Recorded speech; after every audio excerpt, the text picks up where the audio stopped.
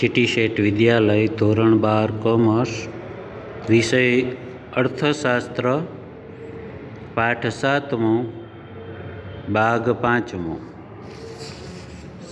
આજે 5 ભાગમાં આપણે પ્રકરણ નંબર 7 સમજશું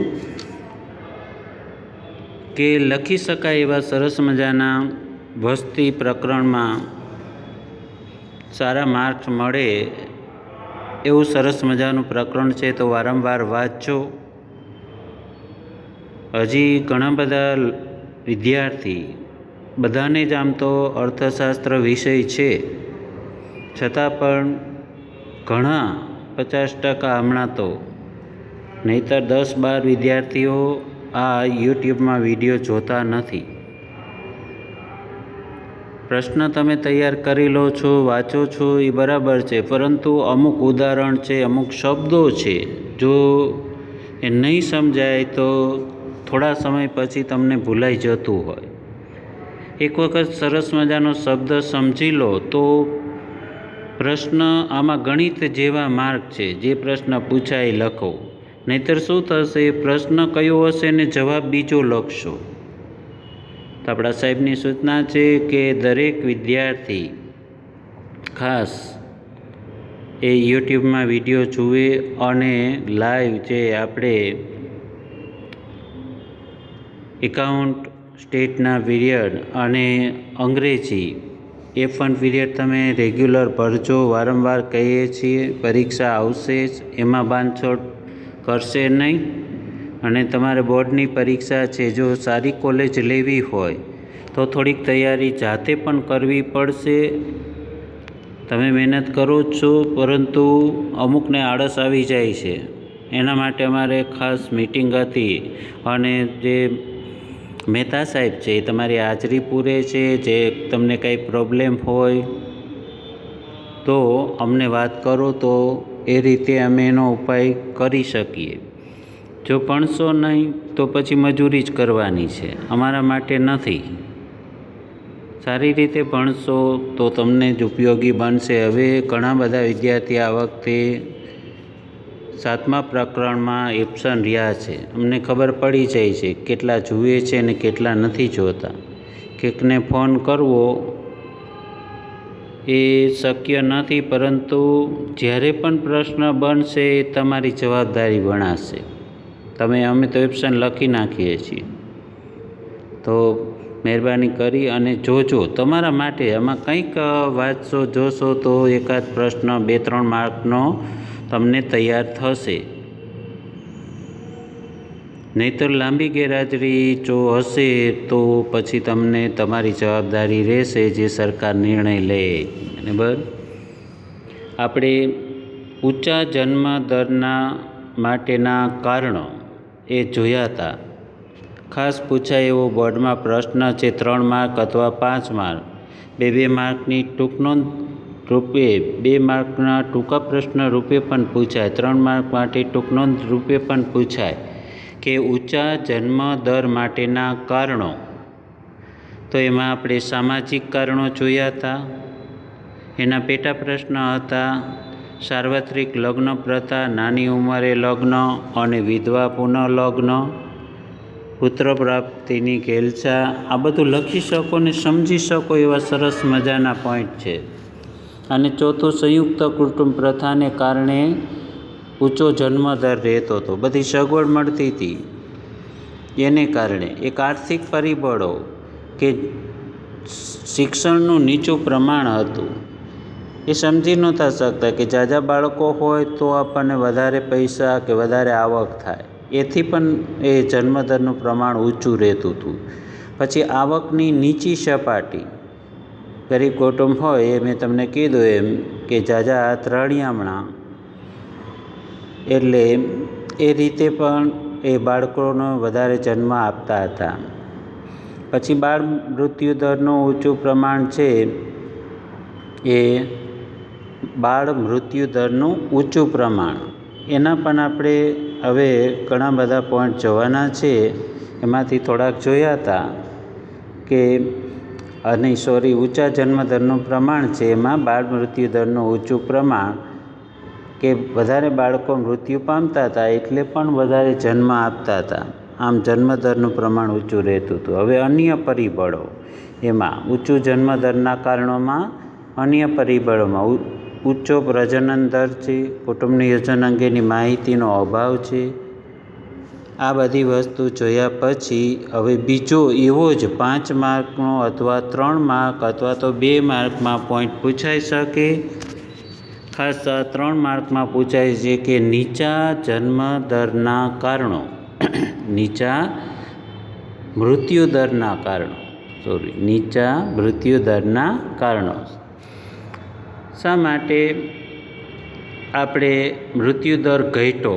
પહેલાં બાળકો ટપોટપ આપણે જોયું કે 1951માં 1000 બાળકોએ એક વર્ષમાં 146 બાળકોનું મૃત્યુ થતું હતું. જ્યારે 2011માં 41.40 એટલે કે સરાસરી 41 બાળકોનું મૃત્યુ થવા. આના કારણો શું? તો કે નીચું મૃત્યુદરના કારણોમાં પહેલાં જીવન ધોરણમાં સુધારો આવ્યો, કે આર્થિક વિકાસને કારણે લોકોની જે આવક વધવાથી અને જીવન ધોરણ સુધારો થયો છે. જે આર્થિક વિકાસ થયો, પહેલાં ગરીબાઈને હિસાબે વધારે પૂરતું પોષણ નહોતા આપી શકતા, ઘણી બધી અગવડતાઓ હતી, એને કારણે જે મૃત્યુદર વધારે હતો. પણ જીવન ધોરણ સુધર્યું, આર્થિક વિકાસ થયો, આવક પણ વધી, એટલે દેશના લોકો જે પહેલાં કરતાં સારી ગુણવત્તાવાળું અનાજ ખાઈ શકે, એટલે પૂરતો એને પૌષ્ટિક આહાર મળે છે, તંદુરસ્તી રહે, વિટામિન બધા મળે, અનાજ સારું મળે એટલે, અને રહેઠાણની પૂરતી સગવડ. જ્યારે પૂરતી સગવડ નહોતી ત્યારે ગીચતામાં રહેતા હતા, એને કારણે અનેક રોગો થતા હતા, એટલે પણ મૃત્યુદર વધારે હતો. હવે રહેઠાણની પૂરતી સગવડ થવા માંડી છે, એને કારણે પણ મૃત્યુદર ઘટ્યો છે. આ ખાસ અગત્યનું એ છે કે આરોગ્યની જાળવણી. આરોગ્યમાં એટલી આપણે પ્રગતિ કરી શક્યા છીએ કે દરેક રોગને નાથી શકવા માટે, કાબૂમાં લેવા માટે આપણે સરસ મજાના તબીબીઓ મહેનત કરે છે. નવા સંશોધન કરી, નવી દવાઓ એનું સંશોધન કરી અને ઓપરેશન, આમ મૃત્યુદર નીચો લઈ ગયા છે, કે ઓછા હજારે જે મૃત્યુ થતું હતું એ આજે ઘણું બધું ઓછું થયું છે. ખાસ એ આરોગ્યની જાળવણી, આરોગ્યની સુવિધાઓ, લોકોની શિક્ષણ અને પૂરતું શિક્ષણ પણ પ્રાપ્ત થયું આના માટે કે આપણે કેવી રીતે તંદુરસ્ત રહી શકીએ, શું ખાવાથી આપણને ફાયદો થાય છે, કેવી રીતે આપણી જીવન ધોરણ ચલાવીએ તો આપણે સારી તંદુરસ્તી પ્રાપ્ત કરી શકીએ છીએ. આને કારણે મૃત્યુદર ઘટ્યો છે.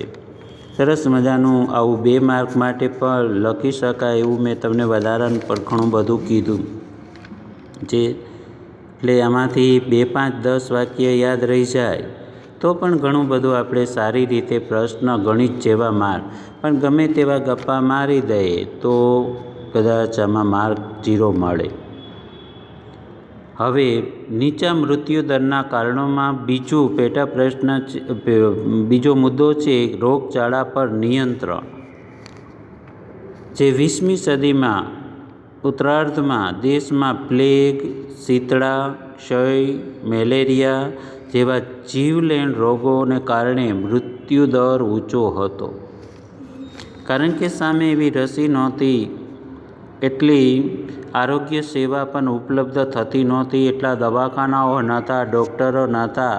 એકસાથે આવો રોગ જ્યારે આવે ત્યારે એ પહોંચી ન વળે, એટલે આમ એની કોઈ પણ જાતની દવા, જેમ અત્યારે આપણે જોઈ શકીએ છીએ કે કોરોના આપણને પરડો લઈ ગયો છે, પણ આટલી બધી આપણી પાસે આરોગ્ય સુવિધા, શિક્ષણ સંદેશા વ્યવહાર તરત જ માહિતી મળી જાય કે આમ કરવું જોઈએ, આમ ન કરવું જોઈએ.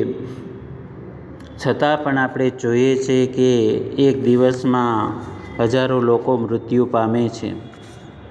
ઘણું બધી આપણે સેફટી રાખીએ છીએ, આપણે જાળવણી કરીએ છીએ, પાલન કરીએ છીએ નિયમોનું, છતાં પણ આવા જે રોગો છે એની કોઈ દવા હોતી નથી. એટલે આવો પ્લેગ આવતો ત્યારે તો અભણ લોકો હતા, ત્યાર પછી એટલી આરોગ્ય સેવા નહીં, દવા નહીં, તો કેમ બચવું? એટલે હજારોની લાખોની સંખ્યામાં એ મૃત્યુ પામતા હતા. શીતળાનો રોગ આવે બાળકોમાં ત્યારે પણ આવી દવાઓ નહોતી, અંધશ્રદ્ધાઓ હતી, ઘણું બધું હતું એમાં, અને એને કારણે પણ મૃત્યુ પામતા. ક્ષય જે ટીવી, મેલેરિયાને કારણે પણ ઘણા લોકો તાવ આવી અને મૃત્યુ પામતા હતા. આવા જીવલેણ રોગને કારણે જે મૃત્યુદર ઊંચો હતો, પરંતુ 20મી સદીના અંતમાં જે વિકાસના પરિણામે મેડિકલ ક્ષેત્રે અદ્ભુત પ્રગતિ સાધવાથી તેમજ વિવિધ રોગ પ્રતિકાર રસીઓના આવિષ્કાર થવાથી ઉપરોક્ત રોગો પર અંકુશ મૂકવામાં સફળતા પ્રાપ્ત થઈ. જે આપણને ઘણી બધી રસીઓનું સંશોધન થયું. હજી પણ આપણા એટલું બધું આધુનિક વિજ્ઞાન, ટેકનોલોજી, ડૉક્ટરો બધું હોવા છતાં આપણે કોરોનાને કાબૂમાં લેવામાં થોડીક સફળતા મળી છે. બહુ કહી શકાય 100% એટલી નહીં, પરંતુ 50%થી વધારે આપણને સફળતા મળી છે કે આપણે દૂર રહીએ. અને જે નિયમો આપણને ઘણા બધા બતાવ્યા, બધા માહિતગાર છીએ, એને કારણે પણ આપણી પાસે રોગ એ આવતો નથી. બચવાના ઉપાયો ઘણા છે, પણ જો એમાં ભૂલ થઈ જાય તો આવતા વાર પણ લાગતી નથી. એટલે આવી રસીનું સંશોધન થાય, એમાં સફળતા આપણે શીતળા, મેલેરિયા, ક્ષય, પ્લેગ એને આપણે નાથી શક્યા છીએ. દિવસે ને દિવસે આવા રોગચાળાઓ તો ફેલાતા રહેશે. જેટલું આપણે એ પાલન કરશું તો એ આપણે મૃત્યુથી દૂર જશું. તો આવા મૃત્યુદર એ વધતો તો આવા રોગચાળાને કારણે. ત્રીજો મુદ્દો એ છે કે દુષ્કાળ પર અંકુશ. ઘણું બધું આપણે એમાં તો કરી શક્યા છીએ. 2 વર્ષ સારો વરસાદ, ખેતી પ્રધાન દેશ હતો. જો વરસાદ ન થાય, પાણી ન થાય તો આપણે ઉત્પાદન કરી શકતા નહોતા. હવે ઔદ્યોગિક ક્રાંતિ થઈ છે તો આપણે ઉદ્યોગોમાં ઘણી પ્રગતિ કરી શક્યા છીએ. પરંતુ 90% લોકો એ ખેતી ઉપર નિર્ભરિત હતા. ત્યારે વરસાદ ન થાય તો સિંચાઈ યોજના નહોતી, કૂવા નહોતા, લાઇટ નહોતી કે જે પાણી સિંચીને, તળાવો નહોતા, ઘણું બધું અભાવ હતો. ખેતી વિશે માહિતી નહોતી, શિક્ષણ નહોતું. ખાસ તો પાણીથી જ એ ખેતી થતી હોય, છોડ ઉછેર થતો હોય. એટલે દુષ્કાળ પડે ને 1-2 વરસાદ પછી તો એ બધો જ પાક છે એ નિષ્ફળ જતો હતો. તો આના માટે બચવા માટે આપણે હવે ઘણું બધું કરી શક્યા છીએ. અને દુષ્કાળ પડતો ત્યારે ભૂખમરાથી જે લોકો મૃત્યુ પામતા હતા એ કારણ અહીંયા બતાવવાનું છે. વિજ્ઞાન અને ટેકનોલોજીના કારણે દુષ્કાળ પર આપણે આજે ઘણો બધો અંકુશ લાવી શક્યા છીએ. બોર, કૂવા, તળાવ, સિંચાઈ પદ્ધતિમાં નહેર દ્વારા પાણી, નર્મદા યોજના આપણે ખાસ જોઈએ તો આખા ગુજરાતને એક જીવાદોરી સમાન ખેતીમાં પણ એટલું પાણી ઉપયોગી આપણને બનશે અને બની રહ્યું છે, આપી રહ્યા છે. તો દુષ્કાળ ઉપર આપણે ઘણું બધું, જ્યાં ગામમાં વીજળી, કૂવો હોય પણ વીજળી ન હોય તો એ પાણી કેમ બહાર કાઢવું? જે મશીન દ્વારા પાણી બહાર કાઢે તો એ પેટ્રોલ, ડીઝલ મોંઘું પડે એમને. પણ ઇલેક્ટ્રિકથી જે વીજળી ઉત્પાદન પણ આપણે વધાર્યું, એને કારણે પણ એ પાણી સારી રીતે બહાર કૂવામાંથી કે બોરમાંથી ખેંચી શકીએ છીએ. નહેરો દ્વારા પાણી એ દરેક ખેતરોમાં પહોંચાડી શક્યા કે જે એકાદ બે વરસાદ ઓછા થયા હોય અથવા તો શિયાળુ પાકથી પણ 2-3 પાક આપણે વધારે લઈ શકીએ તો અનાજ ખૂબ ઉત્પન્ન થાય, તો આ આપણા દેશમાં અનાજની તંગી ન થાય, તો ભૂખમરાથી લોકોનું મૃત્યુ ન થાય. તો ભૂખમરાને કારણે જે લોકો ટળવળીને મૃત્યુ પામતા હતા એને આ દુષ્કાળ પર અંકુશ લાવી શક્યા છે. 1966ની હરિયાળી ક્રાંતિ થવાથી દેશમાં જે અનાજના પુરવઠામાં નોંધપાત્ર વધારો થયો છે. જે નોંધપાત્ર વધારો એટલા માટે 1966થી જે જંતુનાશક દવા, રાસાયણિક બિયારણ તેમજ આપણે સિંચાઈ પદ્ધતિ એ ઘણું બધું હરિયાળી ક્રાંતિમાં ઘણા બધા મુદ્દા છે, એની પણ ટૂંક નોંધ લખવાની હોય. આના પછી જે પ્રકરણ છે કૃષિનું, એમાં આપણે સારી રીતે એને સમજશું. તો એ હરિયાળી ક્રાંતિને કારણે દુષ્કાળ ઉપર આપણે અંકુશ લાવી શક્યા અને ઘણું અનાજનું ઉત્પાદન કરીએ છીએ. અછતગ્રસ્ત વિસ્તારમાં છતવાળા વિસ્તારમાંથી સહેલાઈથી અનાજની હેરફેર કરી શકાય છે. તેથી માનવીને ભૂખમરાને કારણે મોતના મુખમાંથી જતો બચાવી શક્યા છીએ. એટલે રોડ, રસ્તા, વાહનોની સુવિધા એ પણ આપણે એક પ્રદેશમાં એક વિસ્તારમાં ઘણું અનાજ થયું હોય તો બીજા વિસ્તારમાં એ ઝડપથી પહોંચાડી શકી કે જે લોકોને અનાજ નથી પ્રાપ્ત થતું એ પોતે અનાજથી વંચિત ન રહે એટલા માટે એમને એ મૃત્યુ ન થાય ભૂખમરાથી.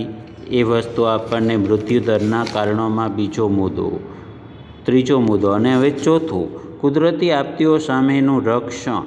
તો કે વાહન વ્યવહારની સગવડો. જે દેશમાં પહેલાં ધરતીકંપ, સુનામી, ભૂસ્ખલન, અતિવૃષ્ટિ, અનાવૃષ્ટિ જેવી કુદરતી હોનારતથી માનવ મૃત્યુદર આંક ઊંચો હતો. આજે દેશમાં કોઈપણ ભાગમાં આ પ્રકારની કુદરતી આપત્તિઓ સર્જાય તો ઝડપથી વાહન વ્યવહાર, સંદેશા વ્યવહાર, પરિણામે તાત્કાલિક અનાજ, દવાઓ, અન્ય પ્રાથમિક જરૂરિયાતો માનવતાના ધોરણે પ્રાપ્ત થવાથી મૃત્યુદર ઘટાડો થયો છે. ધરતીકંપ આવે તો થોડા જ સમયમાં જ્યાં વિનાશ થયો છે, લોકોને બચાવવા માટે આપણે અનાજ અને જોઈતી જીવન જરૂરિયાતની વસ્તુઓ તાત્કાલિક રોડ, રસ્તા અને વાહનોને કારણે આપણે એમને પૂરી પાડી કે જે લોકો એ ભૂખમરાથી મૃત્યુ ન પામે. બધું નાશ થયું હોય, અતિવૃષ્ટિ હોય તો બધો પાકને બળી જતો હોય તો એને બચાવી શકે. અનાવૃષ્ટિ એટલે દુષ્કાળ પડે. આવા અનેક કુદરતી જે આપત્તિઓ છે, મુશ્કેલીઓ છે, એનો સામનો કરવા માટે આપણે ઘણી સગવડો કરી શક્યા છીએ, એટલે પણ મૃત્યુદર ઘટ્યો છે. હવે 4 મુદ્દા: જીવન ધોરણમાં સુધારો, રોગચાળા પર નિયંત્રણ, દુષ્કાળ પર અંકુશ અને કુદરતી આપત્તિઓ સામે રક્ષણ, વાહન વ્યવહારોની સગવડ. આ બધા કારણોને લીધે આપણે મૃત્યુદર ઘટાડી શક્યા છીએ. તો 4 મુદ્દા 3 માર્ક માટે ઘણા અગત્યના છે. હવે આપણે વસ્તી વધતી જ જાય છે તો એના નિયંત્રણ માટે વસ્તી નિયંત્રણના ઉપાયો નાના છે, એક 2 વાક્યના. એટલા માટે આપણે એને જોઈ લઈએ કે વસ્તી નિયંત્રણના ઉપાયમાં સૌથી પહેલાં લોક શિક્ષણ અને જાગૃતિ હોય તો પણ વસ્તી ઘટાડી શકાય. તો જન્મદરને નીચો લાવવા માટે નાના કુટુંબનું મહત્ત્વ લોકો સુધી પહોંચે એ જરૂરી છે. આ માટે લોકો શિક્ષણ પ્રચાર કરવો જોઈએ. જે લોકોને શિક્ષણ, જાગૃતિ, માહિતી કે ઓછા બાળકો હોય જે એને કારણે પોતાનું જીવન છે એ કેવું જાય એ જો સંદેશા વ્યવહાર શિક્ષણ દ્વારા એના માધ્યમથી જો સમજાવવામાં આવે તો પણ જન્મદર છે એ ઘટી શકે અને આપણી વસ્તીને આપણે અટકાવી શકીએ. ખાસ કરીને સ્ત્રીઓના શિક્ષણ અંગે સમાજ વધુ જાગૃત થાય એ બધું જરૂરી છે. સ્ત્રીઓને પણ એ શિક્ષણ જે આપવું જોઈએ કે જેને કારણે એ વસ્તી આપણી નિયંત્રિત કરી શકાય. ત્યાર પછી આ માટે સંદેશા વ્યવહારના માધ્યમથી એના દ્વારા જે વસ્તી શિક્ષણ પર ખાસ કાર્યક્રમો પ્રસારિત કરવા જોઈએ કે જે માહિતીનો અભાવ છે લોકો પાસે, એ પૂરતી માહિતી બધી મળે તો પણ આપણે વસ્તી નિયંત્રણ માટે કે વસ્તી પર આપણે કાબૂ લઈ શકીએ. એક વસ્તીશાસ્ત્રીએ આપણને કહ્યું છે કે તે મુજબ શિક્ષણ એ સંતતિ નિયમનનું સર્વશ્રેષ્ઠ સાધન છે. જે શિક્ષણ દ્વારા સમજાવી શકાય એ કોઈ માધ્યમથી બીજા માધ્યમથી સમજાવી શકાતું નથી. માટે એ આપણને શ્રેષ્ઠ શિક્ષણ દ્વારા જો આપણે એમને માહિતી આપીએ તો કદાચ વસ્તી ઉપર નિયંત્રણ લાવી શકીએ. બીજો મુદ્દો છે કુટુંબ નિયોજનના કાર્યક્રમની અસરકારકતા. લોકોને આ સમજાવવું જોઈએ શિક્ષણ દ્વારા તો પણ આપણે વસ્તી ઉપર નિયંત્રણ લાવી શકીએ છીએ. માટે કુટુંબ નિયોજન અંગેના કાર્યક્રમ વધુ અસરકારક બનાવવા માટે જે લોક શિક્ષણની સાથે સાથે કુટુંબ નિયોજન સેવાઓ અને સવલતોમાં વધારો કરાયો છે. ઘણી બધી માહિતી અપાય છે, ઘણું બધું સમજાય છે, એ સાધનો દ્વારા માહિતી અપાય છે. અને સંતતિ નિયમોના સાધનો સાદા, સસ્તા અને સુલભ બની રહે તે માટે પણ જરૂરી છે. તો આવા કાર્યક્રમો દ્વારા પણ આપણે વસ્તી નિયંત્રણ કરી શકીએ. પછી ત્રીજો મુદ્દો છે વસ્તી નિયંત્રણ માટે મહિલાઓને લગ્ન વય અને દરજ્જામાં વધારો કરવો જોઈએ. કે નાની ઉંમરે જે લગ્ન થાય છે એને કરતાં મોટી ઉંમરે થાય તો પણ એ વસ્તી નિયંત્રણમાં આપણે કાબૂમાં જન્મદરને લઈ શકીએ છીએ. તો લગ્ન માટે વયના કાયદા દ્વારા વધારો કરી ખાસ મહિલાઓ માટે લગ્ન વય વધારીને જન્મદરમાં ઘટાડો નિપજાવી શકીએ છીએ. હવે જ્યારે મહિલાઓ માટે લગ્નની 18 વર્ષની જે વયના જે સ્થાને 18 વર્ષ સરકારે આપણને બહેનો લગ્ન કરી શકે તો એના માટે 20 વર્ષ પછી લગ્ન કરે બહેનો તો એવું છે નિયમો લગાડવામાં આવે કે 18 વર્ષની વયના સ્થાને શક્ય હોય તો 20 વર્ષ થાય તેવા પ્રયત્નોનું પ્રોત્સાહન આપવું જોઈએ. ત્યાર પછી ચોથો મુદ્દો છે પ્રોત્સાહન અને બિન પ્રોત્સાહન. આ પણ 2 માર્ક માટે વારંવાર બોર્ડમાં પ્રશ્ન પૂછાય છે અને આમ તો 3 માર્ક માટે કે 5 માર્ક માટે આખો પ્રશ્ન પણ પૂછાય કે વસ્તી નિયંત્રણ માટેના ઉપાયો, એવો પણ પ્રશ્ન પૂછાઈ શકે.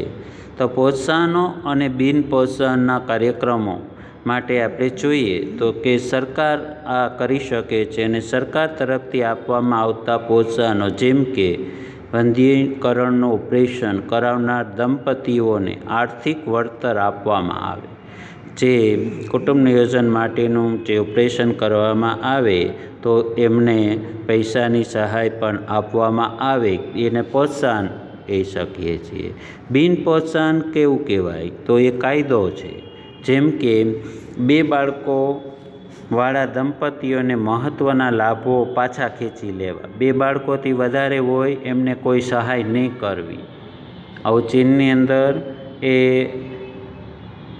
1 બાળક માટેનો આવો કાયદો લગાડ્યો તો એ ઘણું બધું વસ્તી 1લો નંબર ચીન છે એને વસ્તી નિયંત્રણ એ કરી શક્યા છે થોડુંક. તો જે આવા બિન પ્રોત્સાહન કે જે દંપતીને 2 બાળકો કે એથી વધારે હોય ને ચૂંટણી લડી ન શકે અથવા તો જે આર્થિક સહાય છે એમાં પણ કાપ મૂકવામાં આવે અથવા તો જે કંઈ પણ સબસિડી છે કે કોઈ પણ લાભ છે એ 1 કે 2 બાળક સુધી જ મળી શકે. એમને નોકરી છે, ભણતર માટેના શિષ્યવૃત્તિ છે.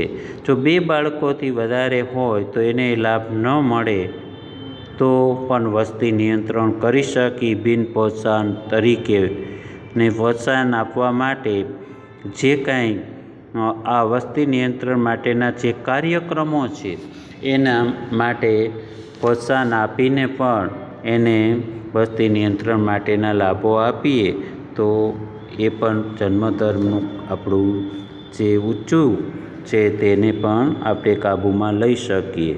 હવે છેલ્લો મુદ્દો છે તબીબી સેવાઓનો વ્યાપ અસરકારકતામાં વધારો. તો જે કે વૈજ્ઞાનિક મદદ વડે પ્રજનનો અને બાળ આરોગ્યને લગતી સેવાઓ સવલતોમાં વધારો કરવો. જે રસીકરણની પ્રક્રિયાને સાર્વત્રિક તથા અસરકારક બનાવવી. એઇડ્સ જેવી બાબતો અંગે જાણકારી વધારવી. અન્ય ચેપી તથા જાતીય રોગોના પ્રમાણમાં ઘટાડો કરવો. આ પ્રકારના પગલાં મૃત્યુના દર તથા બાળ મૃત્યુના દર નીચી સપાટીએ લઈ જઈ શકે તેમ છે. એટલે કે વિશ્વમાં સૌપ્રથમ વખત વસ્તીને નિયંત્રિત કરવા માટે પ્રયત્ન વસ્તી નીતિ દ્વારા ભારતમાં એ થયો હતો. આમ જોઈએ તો સ્વામિનાથનના વડપણ હેઠળ ઘણા બધા વસ્તી નિયંત્રણ માટેના પ્રયત્નો થયા છે. 2000ની સાલથી ઘણું બધું એના આયોજનો થયા છે કે વસ્તીને કેમ નિયંત્રિત કરી શકાય, કેમ કાબૂમાં લઈ શકાય, એ માટે ઘણા નિયમો ઘડવામાં આવ્યા છે. તો આ રીતે આપણે 3 માર્ક માટે વસ્તી નિયંત્રણ માટેના ઉપાયો, એમાં લોક શિક્ષણ અને જાગૃતિ હોવી જોઈએ. કુટુંબ નિયોજન કાર્યક્રમની અસરકારકતા બને એવા કાર્યક્રમો માટે આપણે ચર્ચા કરી. પછી મહિલાઓની લગ્ન વય અને દરજાઓમાં વધારે માહિતી મળી રહે એ માટે. પછી પ્રોત્સાહન અને બિન પ્રોત્સાહન અગત્યનો મુદ્દો છે. પછી તબીબી સેવાઓનો વ્યાપ. આ 5 મુદ્દા એ 5 માર્ક માટે પૂછાય, 3 માર્ક માટે અને પેટા મુદ્દા એ 2 માર્ક માટે પણ પૂછાશે. તો સરસ મજાનું આ પ્રકરણ જે 5 ભાગમાં આપણે જોયું તો એ વાંચવાનું અને સૌથી વધારે લખી શકો અને ગણિત જેવા માર્ક મળે એ એવું સરસ મજાનું વસ્તીનું પ્રકરણ છે. તો એ મૃત્યુદરના કારણો, પછી ઊંચો જન્મદરના કારણો, એ ખાસ 2 મોટા પ્રશ્ન તૈયાર કરજો. એના 8-8, 4-4, 5-5 મુદ્દા છે એ ખાસ તૈયાર કરવાના. આ રીતે તમે જો તૈયારી કરશો એક પ્રકરણ દ્વારા તો ઘણા બધા માર્ક મળી શકે એમ છે. હવે પછી પાછું લખી શકાય એવું સરસ મજાનું કૃષિ ક્ષેત્રે આપણું આમ ખેતી પ્રધાન દેશ છે આખો, એટલે એમાં પણ સરસ મજાના આપણને પ્રશ્ન તૈયાર કરી શકીએ એમ છીએ.